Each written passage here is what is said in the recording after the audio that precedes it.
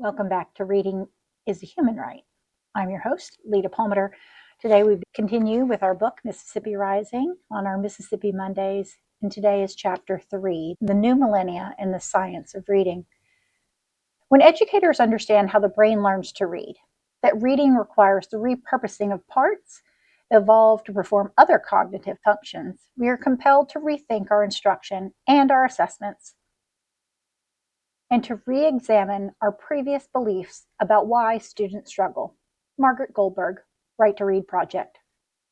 In other parts of the United States, educators might be surprised to learn how much time is spent on lesson planning in Mississippi and other southern states. Undergraduate students spend the majority of their education in these course grades from lesson planning assignments. And in the K-12 system, lesson plans are often used as a litmus test for a teacher's work ethic, dedication, and proof of efficacy. The teacher will, TGW, can easily become the focal point of a teacher's thought process. Ironically, most of the time, these lesson plans do not contribute to the actual preparation of lessons, nor do they facilitate the creation of the anchor charts and the student materials that are often required by school leadership. Even though lesson plans are seldom used in the actual preparation of lessons, teachers must submit comprehensive lesson plans every week with standards alignment, remedial plans, and adhere to every standard imaginable. Even with all that work, often the point is missed when it comes to the science of reading. Looking back on my own lesson plans, there was a lot of fluff. Games, project centers, filled with activities that were not even close to being aligned to the structure of language needed for basic literacy skills. The intention behind having teachers submit lesson plans is noble. What standards are they focusing on? How will they know when they are mastering them? What will it look like? What methods will they use? However, in practice, the completion of paperwork does little to ensure that teachers have the skills necessary to teach reading, and it often distracts them from the important goals rather than reinforcing them. A prime example of this was my 1996 final project in my undergraduate, the Mississippi Teacher Assessment Instrument, MITI for short. A comprehensive assessment that aligned with the accrediting body of teacher preparation at the time. My 10-day lesson plan encompassed everything we learned in undergraduate studies, cramming 4 years of education into one summative assessment. We had to incorporate differentiation, depth of knowledge questions, integration of other subjects into one literacy unit. Upon reflecting on this arduous assignment, I realized that I had never, ever prepared another unit such as this in my entire career. It did not prepare me for my future lesson plans, but it did mirror the grim reality that many teachers can master a final assessment without even having the knowledge of how to teach reading. As we'll see throughout this chapter, to improve reading instruction, we can't just demand more frequent and extensive lesson plans. We also need to ensure that the lessons are focused on the science of reading and that adequate support is provided to teachers to teach what has been planned.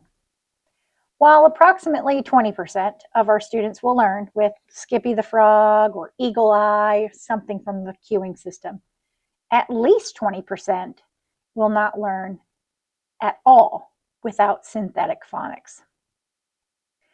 That's the direct instruction in converting letters to sounds and blending sounds into words, like the program Fast Track Phonics from my SFA days. These are more effective than other types of instructions for low socioeconomic students and students with learning difficulties. Moreover, all English-speaking students, even those who come to school reading, benefit from direct instruction in the morphophonological nature of English. It allows them to break the code and make sense of new words in context. When Dr. Moats wrote The Missing Foundation in Teacher Education in 1995 for the American Educator, she was ahead of her time. She had seen the need for establishing a sense of direction in the education profession. She highlighted 20 years of research up to that point, underpinning the essential skills of phonological, phonemic, and morphological awareness. It is known, beyond doubt, that the degree of awareness of phonological structure of a word is the best predictor of a child's subsequent reading success. It can be taught directly as a precursor to and along with instruction in letter-sound relationships. Louisa was defying the whole language camps in the ongoing reading wars and simultaneously leading us into the new millennium. When she wrote Teaching Reading is Rocket Science in response to the National Reading Panel, she generated a buzz with her paper. This paper would become the foundation for reading reform education and bring the science of reading into the classroom.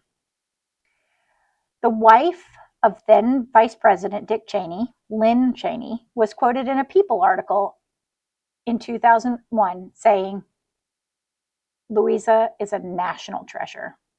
That piece, entitled Why Johnny Can't Spell, brought science out of the education circles and into the living rooms of the mothers of America. Many could relate to the inability to spell based on poor instructional methods. Louisa used the Iowa Test of Basic Skills, the ITBS, as a reflection of national trends at the time by noting that spelling achievement may be close to an all-time low. She called out whole language proponents again for their scorn of systematic direct spelling and reading instruction. Louisa recognized that the key to success as an educator is an ongoing professional learning community with adequate mentoring, so she developed a curriculum that would provide educators with tools to do just that. The language essentials for teachers of reading and spelling, or letters. In Mississippi, that fit right in with our newly enacted Mississippi Reading Reform Model, the MRRM. It mandated that all reading education had to employ scientifically based reading instruction with an emphasis on foundational skills such as phonics. And the retraining of teachers through the Regional Educational Service Agencies, or RESAs. RESAs were founded around the country to support such professional learning. Though they began in the 1970s in Virginia, the national organization did not find its stride until the 1990s and the passage of No Child Left Behind. Poised to impact teacher education, or re-education, in a major way, in Mississippi, there are 6 RESAs. As a teacher in this state, I never really wondered how these came into existence or why. I had received many of my own continuing education units through the East Mississippi Center for Educational Development. And I had even taught workshops there. But until writing this book, I had never investigated the who, the why, or the how. Many of our RESAs, like Em said, have charters that predate the funding law, but they are all now supported by Mississippi Code 377345. According to the national ESA, there are more than 550 of these service agencies in 44 states, providing direct or indirect services to approximately 43 million students. And the purpose of these service agencies is not only to improve student performance, but also to provide more efficient and cost-effective professional development resources for educators. Kelly Butler, Chief Executive Officer at BRI, expounded on Jim Barksdale's mission to help teachers reach children in Mississippi. Jim began investing in Mississippi in the year 2000, believing, quote, "If FedEx can get a package from the middle of Manhattan to the middle of Tokyo in 48 hours, track it along the way, and guarantee its timely delivery, then we ought to be able to teach every kid in Mississippi to read," end quote. Mississippi is embarking on the experiment with the approach educators say, and the Barksdales agree, is grounded in solid research rather than passing fads. They say it will feature a combination of careful, systematic classroom teaching and reform of teacher education statewide. The goal? Every Mississippi child will leave 3rd grade knowing how to read well. The Barksdales insist their offering, derived in part from the $700 million profit they took last year when internet giant America Online bought, Jim Barksdale says, gifts are squandered. He said he was persuaded in part by Richard Thompson, then Superintendent of Education, and the early results of those pilot programs of the MRRM. Bringing the science of reading into the state was championed not only by Richard Thompson, but also by Gloria Carrero, a Mississippi native and one of the 13 authors on the NRP. Teacher education is the big challenge, said Dr. Carrero in the Baltimore Sun article. She retired as an education professor and dean from Mississippi State University and spoke with experience. You've got a tenured professor of reading at XYZ University who gained that tenure because of her expertise, and now someone wants to come in and suggest it has to be done a different way. Kelly Butler's unwavering dedication to furthering Jim's legacy as the pioneer in reading education had been the impetus behind BRI's early reading successes in reform of the training processes for incoming teachers in the critical areas of reading instruction.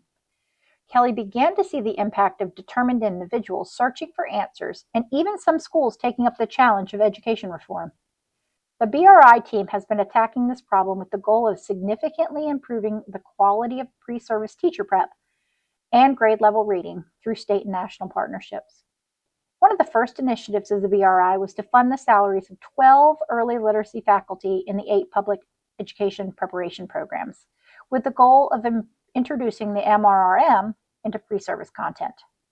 The shared belief of BRI and the leadership was that it is counterproductive to change the current systems if the spring of new teachers are still beholden to the failed methods of the old systems because of poor EPP. In 2002, BRI commissioned a study to determine if this targeted support to faculty had made any difference.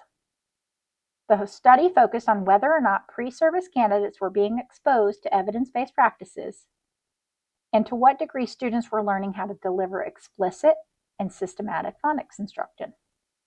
The data were collected from a variety of sources.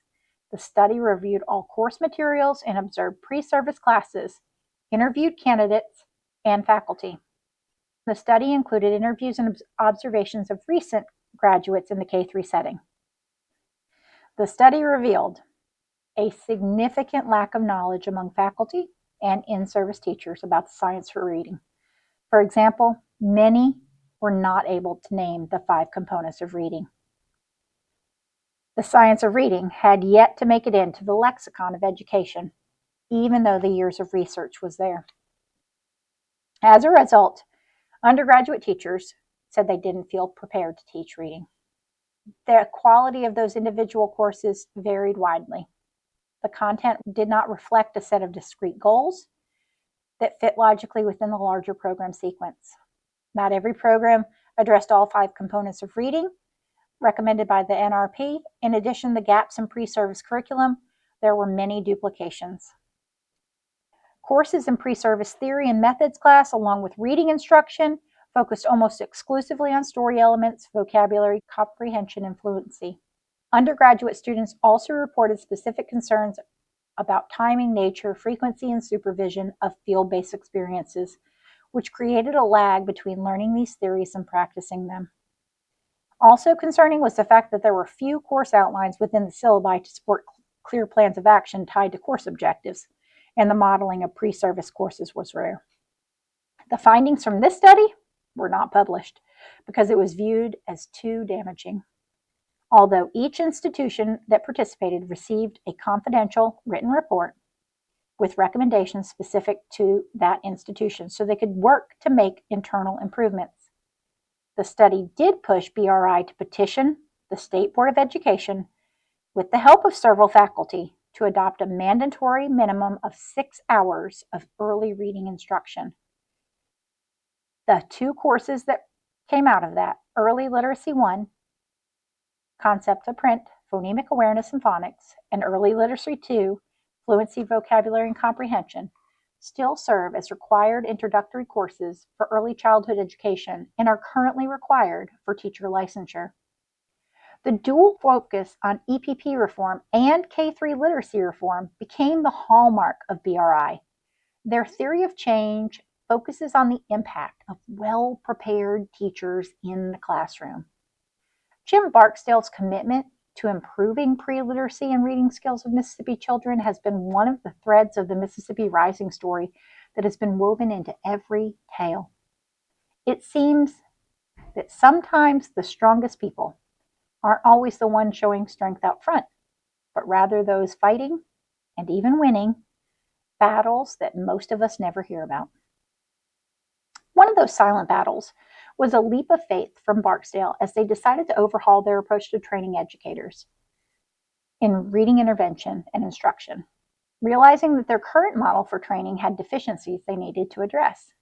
According to Kelly, there were two major problems with school reforms. The first problem was that K-3 teachers knew very little about the science of reading, and curricular materials at the time did little to provide support for explicit sequential instruction and foundational skills. The second problem was ill-equipped school leaders who were also unfamiliar with evidence-based practices and not prepared to lead the change. So in 2006, BRI took a different tactic. They pulled back from direct coaching services to schools and transitioned to a set of demonstration classrooms in 15 schools around the state. Utilizing highly trained reading coaches, BRI deployed them as reading specialists and interventionists in these low-performing schools. This approach had a dramatic impact on targeted students' reading growth. The pilot enrollment was too small to suggest causality, but coincidentally, this intensive intervention happened to correlate with Mississippi's first NAEP increase in 2007. The demonstration pilot provided the foundation for the BRI model that the LBPA would take to scale 10 years later. Fast forward to 2013 with the passage of the Literacy-Based Promotion Act, and lawmakers had to step in to shift education in our state away from an old system, moving Mississippi towards evidence-based methods that were proven effective for teaching reading. It was MDE that sought out help from BRI and constructed a rollout plan for the new statute. And many of the components from the Barksdale model shaped the statewide implementation plan. Following the new bill, BRI recommended to the Commissioner of Higher Education a second review of teacher prep programs to determine if the previously adopted 6 hours of reading instruction were sufficient, given that the state was now spending $15 million annually to retrain teachers now in the classroom. This study included all 15 educator prep programs, both public and private, and following the study, the governor appointed a task force to address the gaps in pre-service preparation. The task force recommended adopting a research-based practice at every level of reading instruction, bringing consistency to early literacy courses, and directly involving educators in shaping policy and practice. From these recommendations, a new partnership was born. It became known as the Mississippi Momentum Partnership. It included the BRI, the MDE, the IHL, and the Center for Excellence in Literacy at Ole Miss. The goal was to create a safe space for higher ed faculty to recognize that their own advanced degrees did not include the science of reading. The model included letters training, coaching, modeling, syllabi review, and direct access to the most prominent reading researchers in the country. Dr. Antonio Fierro, a national letters trainer and former College of Education professor, was recruited to provide the training. The partnership supported a second cohort of special education, early childhood, and elementary education faculty from EPPs across Mississippi. The program is strictly voluntary. One of the legacies of the coaching work and classroom demonstration work was the development of Reading Universe, a professional development tool that illustrated to pre-service teachers how the various skills required for proficient reading fit into the larger picture. Thanks to the assistance of the many reading experts across the country, this tool was originally designed for BRI coaches, developed a taxonomy of teacher knowledge to illustrate the big picture of reading instruction and all the skills that teachers should know, understand, and be able to teach. In summer camps across the state, BRI equipped teachers with the tools to teach the core reading skills in systematic, sequential, and explicit ways. This evolved into an online tool for early literacy, and it quickly became a popular resource for teachers across the country. Today, BRI is partnering with the PBS of Washington affiliate and WIDA, Reading Rockets, and First Book, two national organizations with deep experience in online educational services, to build an exceptionally robust go-to site for teachers anywhere.